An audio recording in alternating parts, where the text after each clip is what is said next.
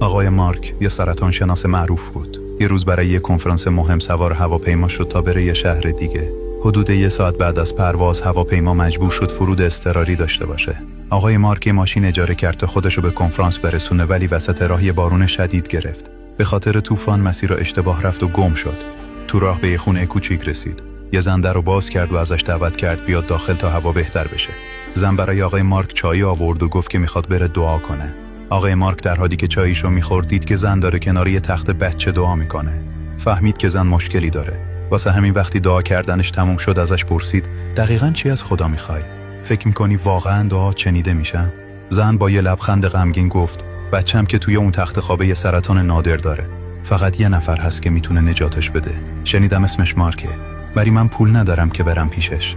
آقای مارک خشکش زد. اشکش در اومد و با صدای بلند گفت خدا خیلی بزرگه. یاد همه اون اتفاق افتاد. خرابی هواپیما، طوفان، گم شدن وسط راه.